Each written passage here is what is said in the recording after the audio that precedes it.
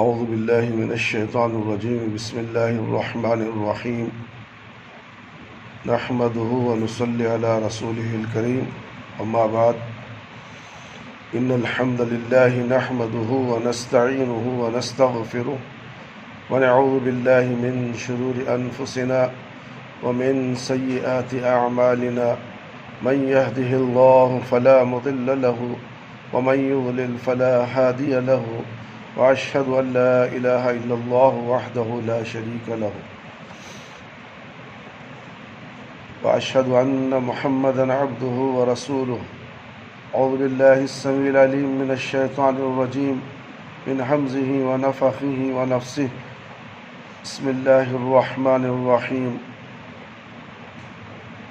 يا أيها الذين آمنوا اتقوا الله حق تقاته ولا تموتن إلا وأنتم مسلمون يا أيها الناس اتقوا ربكم الذي خلقكم من نفس واحدة وخلق منها زوجها وبث منهما رجالا كثيرا ونساء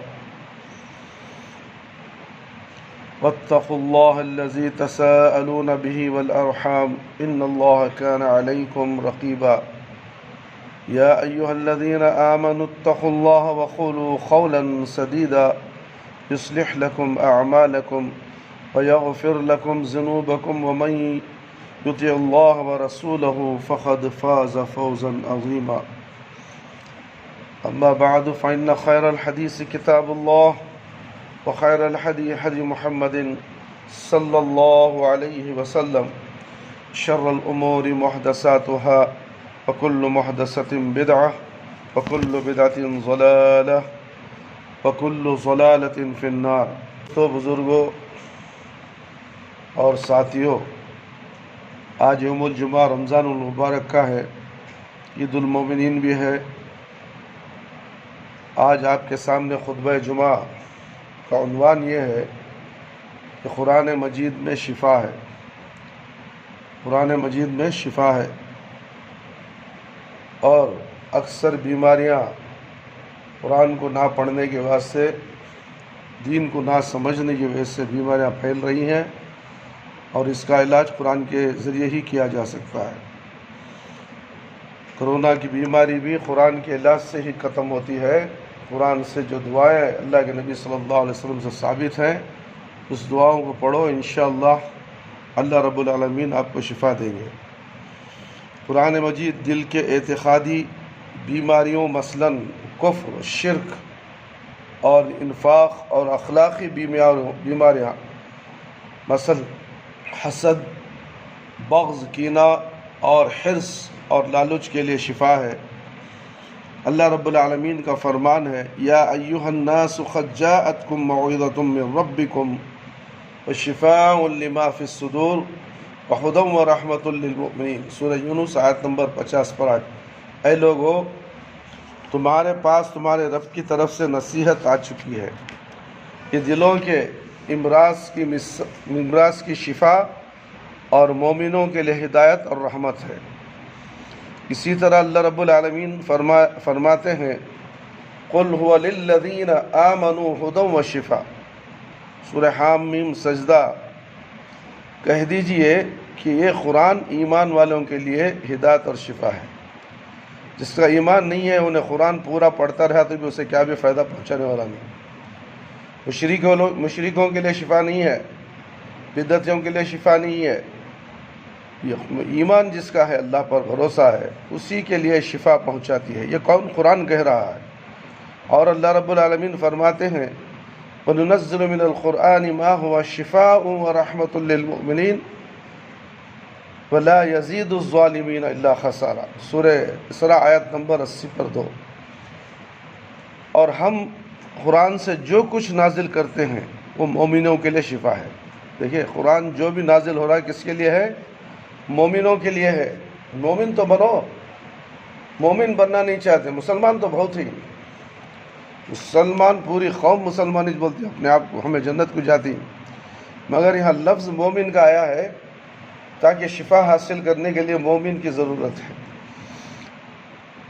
اور ہم قرآن سے جو کچھ نازل کرتے ہیں وہ مومنوں کے لیے شفا اور رحمت ہے، اور ظالموں کے خسارے میں تو اضافہ ہی کرتا ہے، ظالموں کے اضافہ کرتا ہے، خسارہ ان کو پہنچاتا ہے۔ اور ہم قرآن سے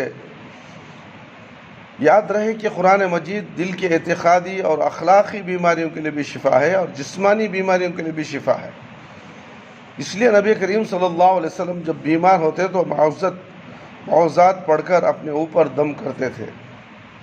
عائشہ رضی اللہ عنہا بیان فرماتی ہیں کہ ان رسول اللہ صلی اللہ علیہ وسلم کان اذا اشتکی یقرع علی نفسه بالمعوذات وینفس، فلما اشتد وجعه كنت اقرع علیہ واسع بیدہ رجاء ببرکتها۔ بخاری کی روایت ہے، رسول اللہ صلی اللہ علیہ وسلم جب بیمار ہوتے اپنے اوپر معوذات پڑھ کر دم کرتے، پھر جب آپ کی بیماری میں شدت ہوتی تو میں آپ پر دم کرتی تھی، لیکن آپ ہی کا ہاتھ پکڑ کر آپ پر پھیرتی تھی، آپ کے ہاتھ کی برکت کی امید رکھتے ہوئے۔ یہ حدیث دلیل ہے معوذات پڑھ کر دم کرنے کی۔ اس طرح سورہ فاتحہ پڑھ کر بھی کسی بیمار پر دم کیا جائے تو اللہ تعالیٰ اسے شفا دے دیتا ہے۔ بلکہ مومن ہو، یقین کامل ہو، یقین کے ساتھ پڑھے گا کوئی سورہ فاتحہ اللہ کے پر بھروسہ کرتے ہوئے، تو انشاءاللہ سورہ فاتحہ ام القرآن ہے، یہ قرآن کی ماں ہے۔ 7 مرتبہ اگر کوئی شخص اس کو پڑھ کر دم کر لے تو عامل کے پاس جانے کی ضرورت نہیں ہے، تعویذ گنڈے ڈالنے کی ضرورت نہیں ہے، باباؤں کے چکر کاٹنے کی ضرورت نہیں ہے، خود ہمارے پاس قرآن موجود ہے۔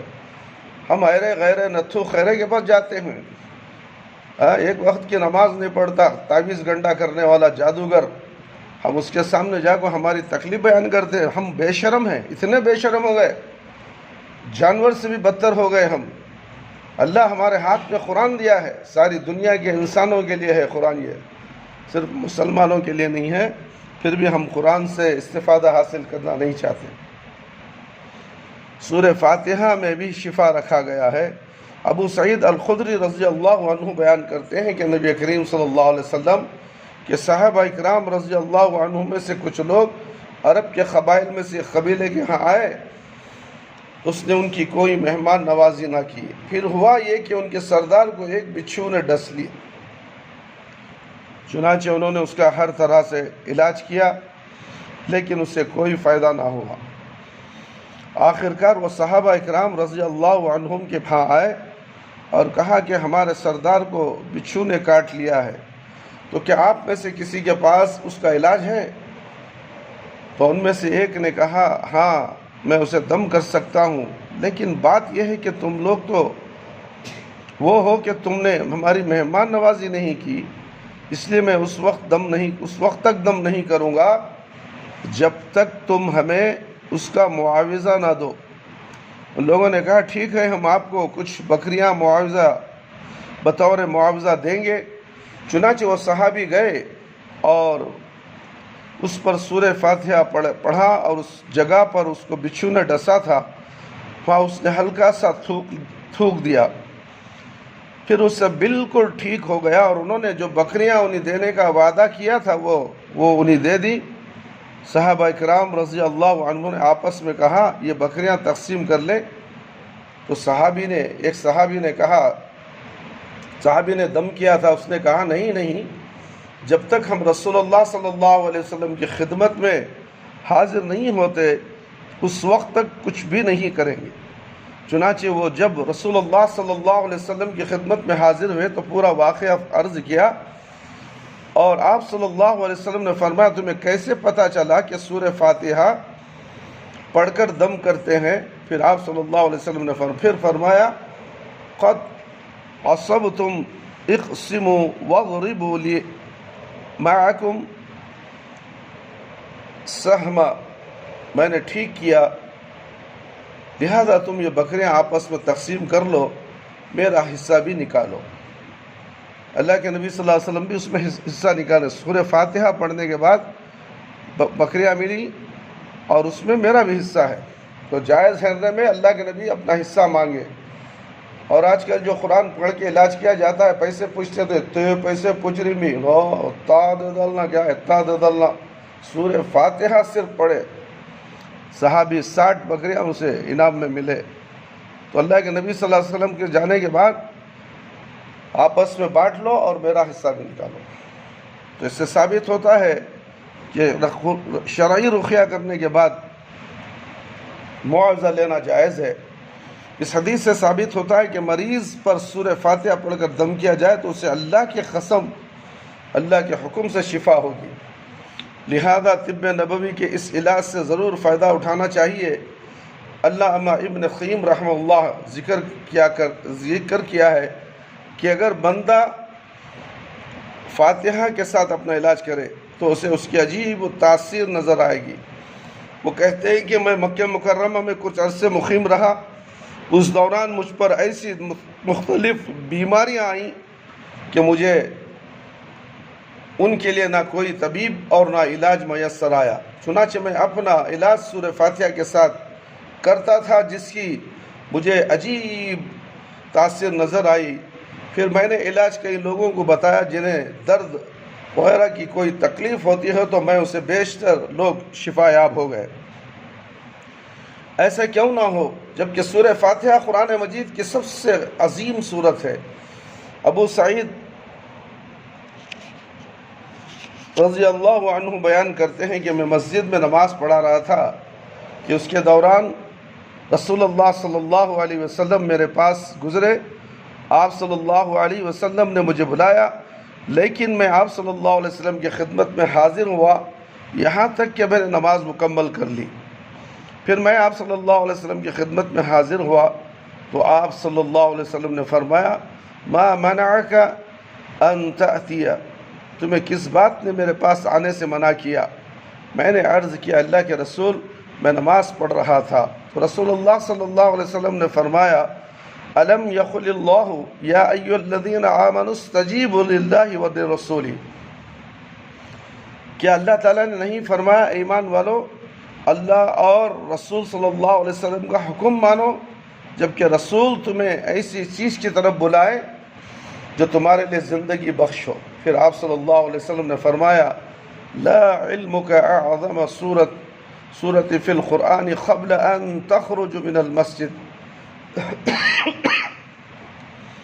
کیا میں تمہیں مسجد سے نکلنے سے پہلے قرآن مجید کی سب سے عظیم سورت کے بارے میں نہ بتلاؤں؟ اس کے بعد جب ہم مسجد سے باہر نکلنے لگے تو اس نے عرض کیا، اللہ کے رسول آپ صلی اللہ علیہ وسلم نے فرمایا تھا کہ میں تمہیں قرآن کی سب سے عظیم سورت کے بارے میں بتلاؤں گا۔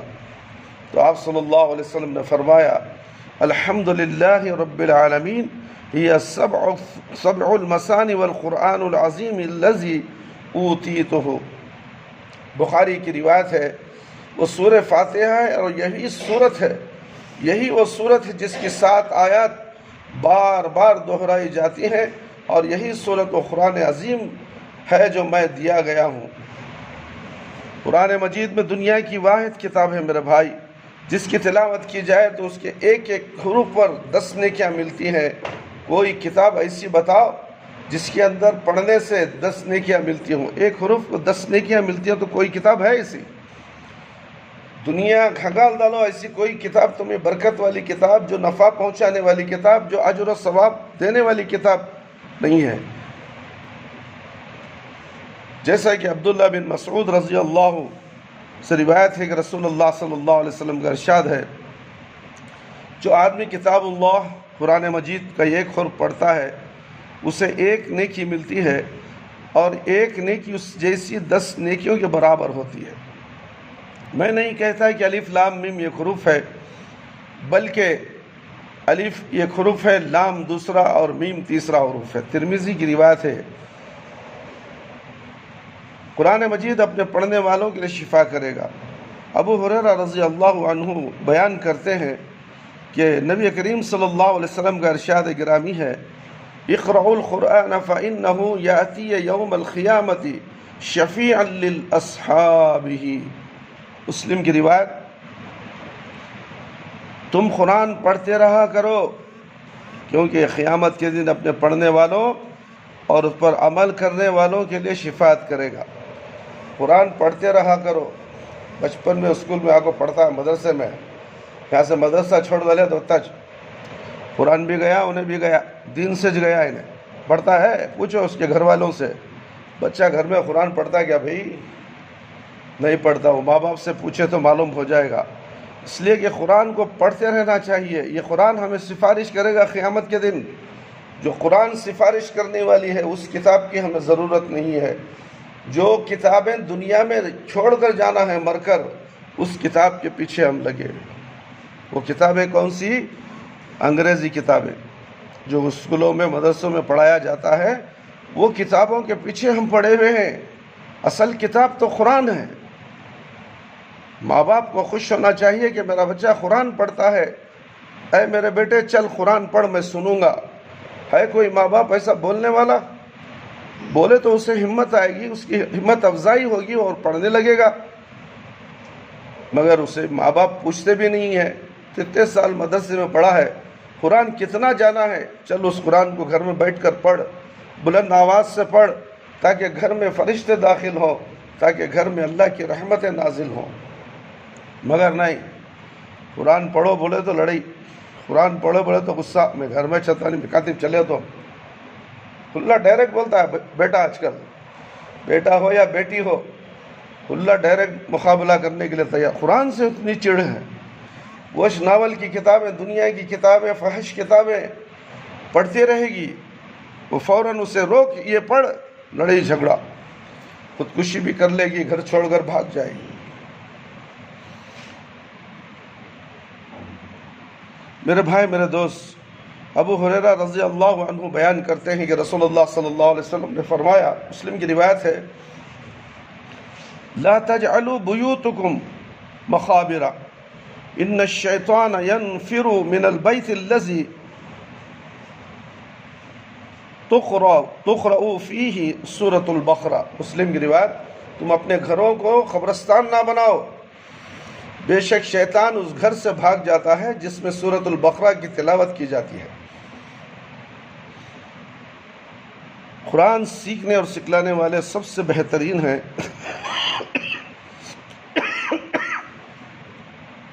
عثمان بن عفان رضی اللہ عنہ بیان کرتے ہیں کہ نبی کریم صلی اللہ علیہ وسلم نے فرمایا، خیرکم من تعلم القرآن وعلمہ،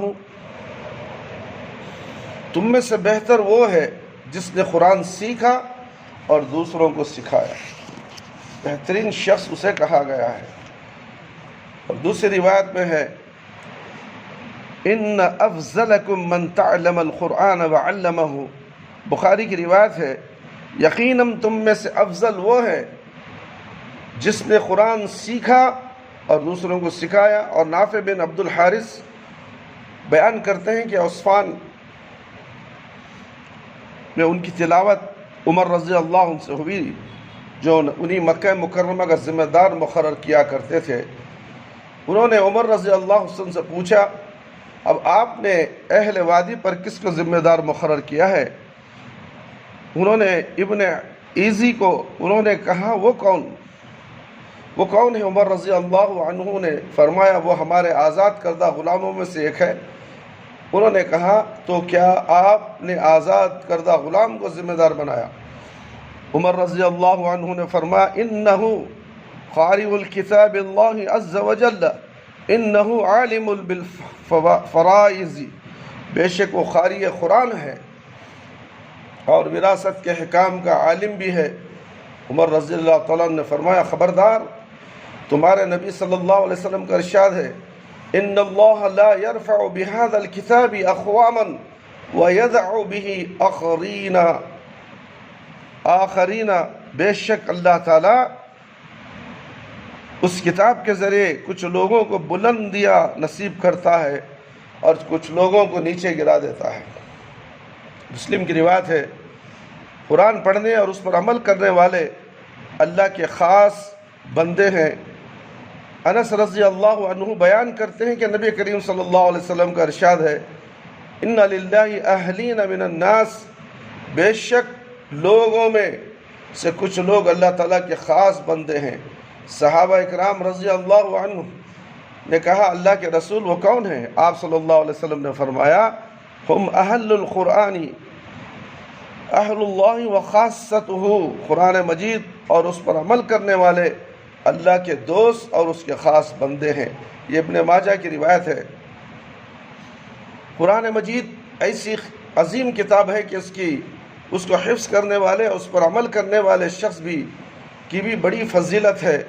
نبی کریم صلی اللہ علیہ وسلم کا ارشاد ہے یقال لصاحب القرآن اقرؤ وارتقی ورتل كما كنت ترتل في الدنيا فإنك منزلتك عند آخر آیاته تقرؤها۔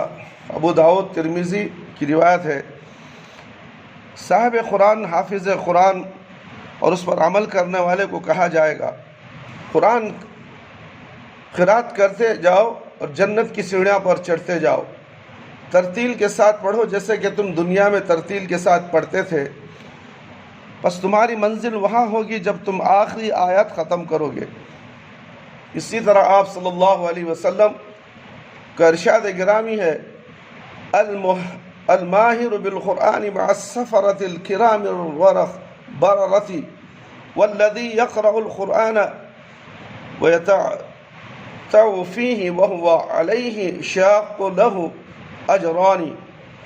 جو شخص قرآن مجید کا ماہر ہو، یعنی جس کا حفظ بہت اچھا ہو اور نہایت خوبصورت تلاوت کرتا ہو، معزز اور مطیع فرشتوں کے ساتھ ہوگا، یعنی قیامت کے روز وہ ان منازل پر فائز ہوگا جہاں معزز فرشتے اس کے ساتھ ہوں گے۔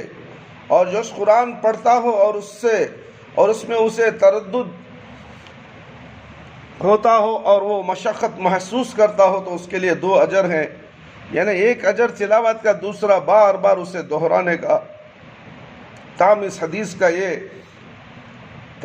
حدیث کا معنی ہرگز نہیں کہ جس کا حفظ کمزور ہو اس کو اچھے حفظ والے شخص سے زیادہ اجر ملے گا، بلکہ اس میں تو اچھے قاری اور حافظ کے بارے میں یہ بتایا گیا ہے کہ وہ قیامت کے روز فرشتوں کے ساتھ ہوگا۔ رہا اس کا اجر و ثواب تو اللہ تعالیٰ کو معلوم ہے کہ اس کے کتنے اجر و ثواب نوازے گا۔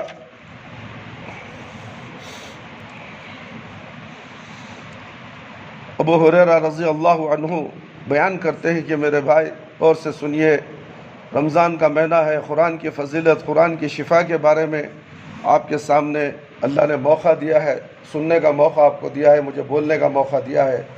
آپ منڈیاں جھکا کر ایسے بیٹھے ہو جیسے کہ ہمیں اس کی ضرورت ہی نہیں ہے۔ بولنے والا بولتا کھڑا ہے بیوقوف کی طرح اور آپ سر جھکا کر بیٹھ گئے ہیں، کسی دھن میں لگے ہوئے ہیں، مسجد سے نکلنے کے بعد کیا کام کروں کیا نہیں کروں۔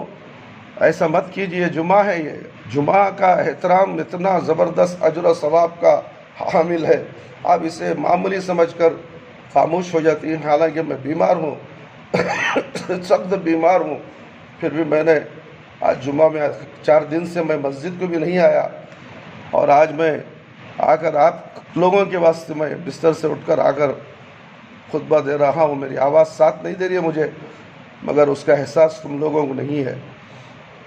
اس لیے میرے بھائی میرے دوست، خطیب جب بیان کرتا ہے تو اسے غور سے سنو، تاکہ اس کا اثر تمہارے پر پڑے گا اور تم بھی قرآن سے محبت کرنے والے بن جاؤ گے اور جنت کو جانے والے بن جاؤ گے۔ اَيُحِبُّ أَحَدَكُمْ إِذَا رَجَعَ إِلَيْهِ أَهْلِهِ أَن يَجِدَ فِيهِ 3 خَالِفَاتِ عِظَامٍ سِمَانٍ۔ کیا تم میں سے کوئی شخص یہ بات پسند کرتا ہے کہ جب وہ اپنے گھر والوں کے پاس واپس لوٹے تو وہاں 3 موٹی تازی حاملہ اونٹیاں پائے؟ ہم نے کہا جی ہاں۔ آپ صلی اللہ علیہ وسلم نے فرمایا فَثَلَاثُ آیَاتِ يَقْرَؤُ بِهِنَّ أَحَدُكُمْ فِي صَلَاةِ خَيْرٌ لَهُ مِنْ صَلَاةِ خَالِفَاتِ عِظَامٍ سِمَانٍ۔ تم میں سے کوئی شخص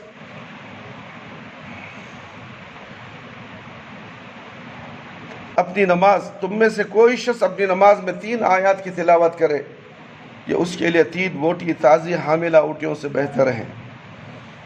مسلم کی روایت ہے، عقبہ بن عامر رضی اللہ عنہ بیان کرتے ہیں کہ ایک مرتبہ ہم صفا میں بیٹھے ہوئے تھے کہ رسول اللہ صلی اللہ علیہ وسلم تشریف لائے اور فرمایا تم میں سے کون ہے جو یہ پسند کرتا ہے کہ ہر روز صبح سویرے بطحان یا عتیق میں جائے، پھر وہاں سے 2 موٹی تازی اونٹیاں بغیر کسی گناہ اور قطع رحمی کے لے آئے۔ ہم نے کہا اللہ کے رسول صلی اللہ علیہ وسلم ہم سب یہ پسند کرتے ہیں۔ تو آپ صلی اللہ علیہ وسلم نے فرمایا، مسلم کی روایت ہے، کیا تم میں سے کوئی شخص صبح سویرے مسجد میں نہیں جاتا جہاں وہ کتاب اللہ کی 2 آیات کا علم حاصل کرے یا ان کی تلاوت کرے، یا اس کے لیے 2 اونٹیوں سے بہتر ہے؟ وہ 3 آیات 3 اونٹیوں سے 4 آیات 4 اونٹیوں سے بہتر ہے، پھر اسی طرح ہر آیت 1 اونٹ سے بہتر ہوگی۔ میرے بھائی، اس کے اندر مسجد کے اندر فجر کی نماز میں جانے کا حکم دیا گیا ہے، اور 4 آیتیں 3 آیتیں 2 آیتیں سن لے گا تو 1 اونٹ 2 اونٹنی کا ثواب ملنے والا ہے، 2 اونٹنی حاصل کرنے کا ثواب ملے گا۔ ہم فجر کی نماز ہی چھوڑ دیتے ہیں، ہم فجر کی نماز نہیں پڑھتے۔ میرے بھائی، اپنے دل کے اندر ہاتھ رکھ کر بولو، رمضان کا بھی مہینہ آیا، کتنے لوگ آئے فجر کی نماز کو، بہانہ مل گیا کرونا کا، مگر اللہ تعالیٰ جو نماز پڑھنا چاہتا ہے اس کے مسجد کے دروازے کھل جاتے ہیں، خود بخود اللہ تعالیٰ کھول دیتا ہے اللہ تعالیٰ، مگر بے نمازیوں کے لیے تو پوری مسجد بند ہو جاتی ہے۔ اس لیے میرے بھائی، میرے دوست، اللہ کے نبی صلی اللہ علیہ وسلم کی باتوں پر غور کیجئے۔ نماز میں بکثرت قرآن مجید پڑھنے والا آدمی قابل رشک ہے۔ عبداللہ بن عمر رضی اللہ عنہ سے روایت ہے کہ رسول اللہ صلی اللہ علیہ وسلم نے فرمایا، صرف 2 آدمی قابل رشک ہے، ایک وہ جس سے اللہ تعالیٰ نے قرآن دیا، اسے حفظ کرنے کی توفیق دی اور اس کے ساتھ دن رات کے اوقات میں قیام کرتا ہے۔ دوسرا وہ شخص جس سے اللہ نے مال عطا کیا اور اسے دن اور رات کے اوقات میں اللہ کی راہ میں خرچ کرتا ہے۔ اسے بخاری اور مسلم نے روایت کی ہے۔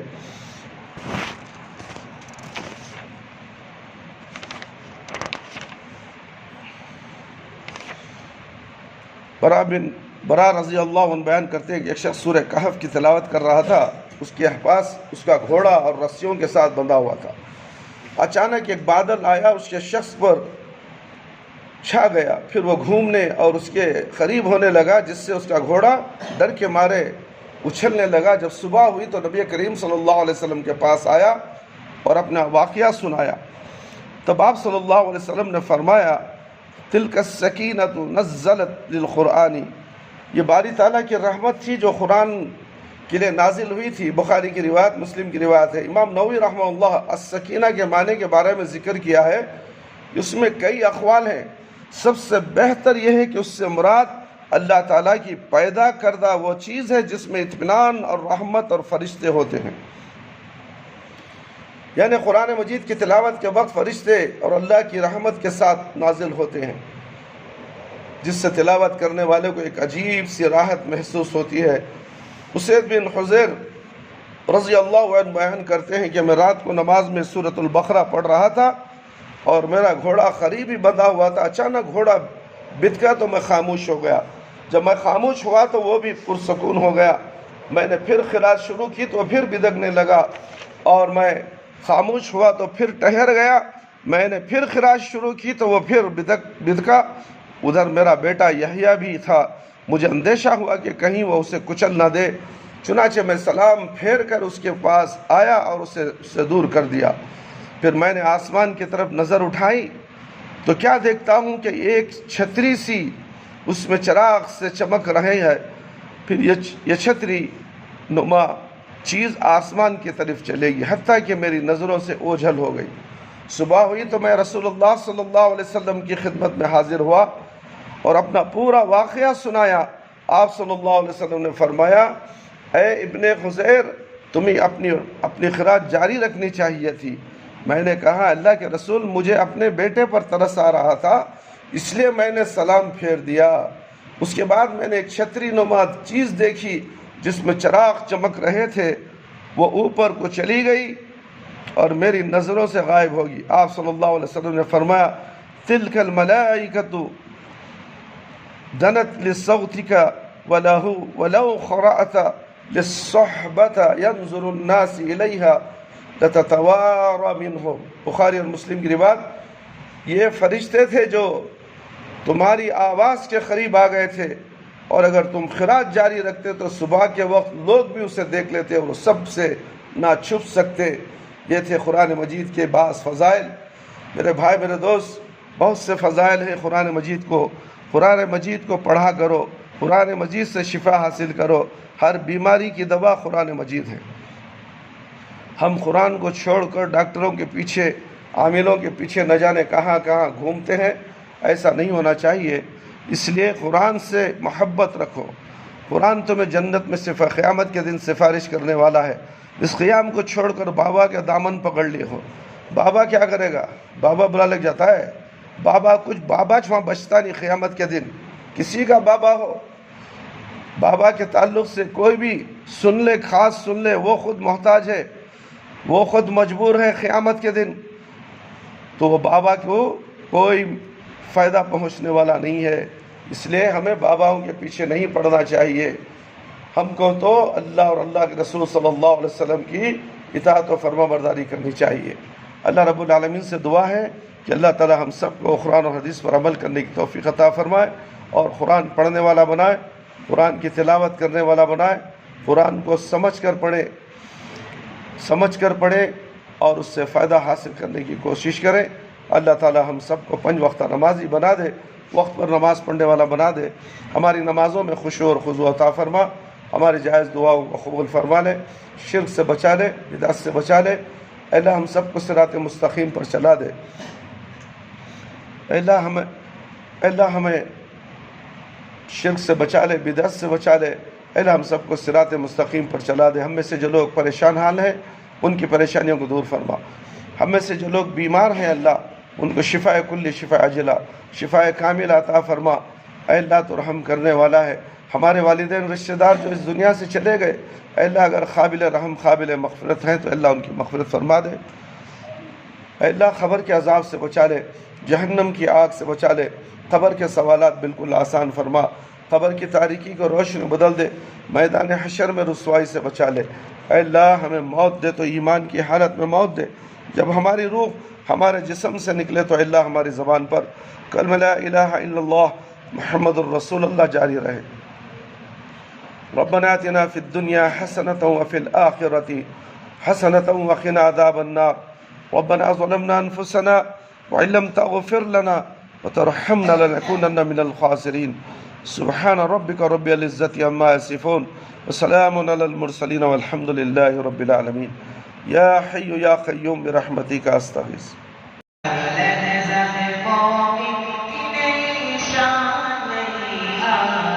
تعلیمات تقوی اللہ کی